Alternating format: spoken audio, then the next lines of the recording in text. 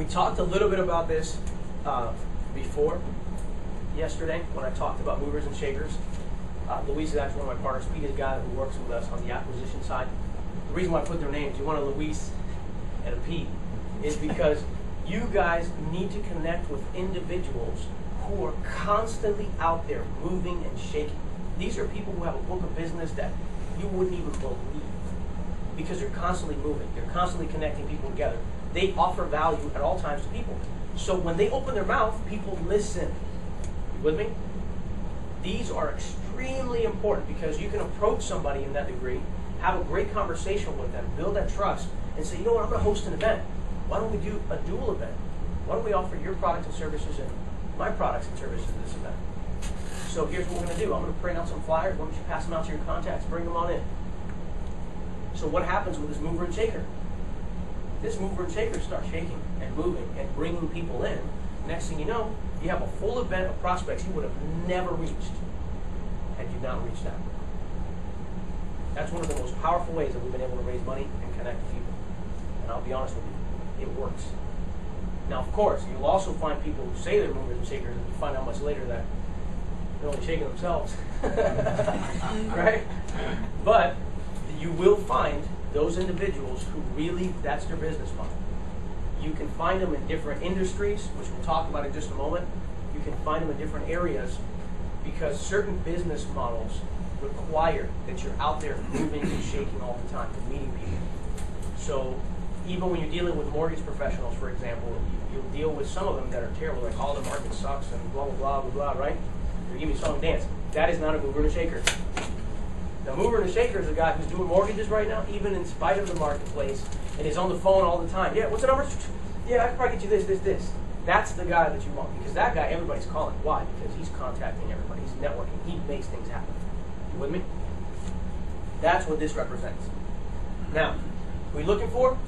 I'll give you a list of contacts that can be very solid when you're looking for these movers and shakers, relevant to your business. All right? Residential and commercial mortgage brokers. Notice how I said that first. All right? They are very powerful, because here's the beautiful thing. If you've ever done a mortgage with someone, you know that they took a 1003 application, which means that they know a lot of personal information about you. Do you agree? They know your income. They know where your house is, especially if they finance it. They know what your values are.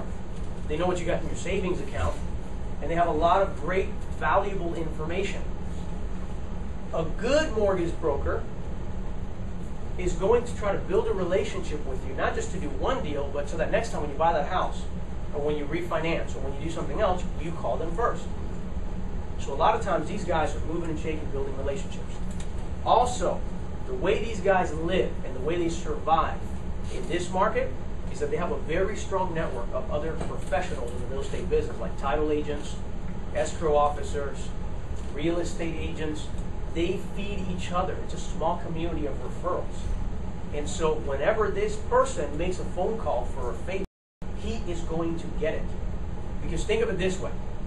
Title companies need transactions to close in order for them to get paid to do their title work. Mortgage brokers then connect with the specific title companies, and they always refer that title company for closing. So they bring them business. Also, real estate agents don't get paid their commission unless if you close, right? So who helps that process through? The real estate mortgage broker, right? So that is a very valuable contact that you can start establishing. But if you go to one who's like, man, the market's terrible, blah, blah, blah, that is not your mover and shaker. You want the guy who's so busy you can't pay attention. Because that's the person who is doing business.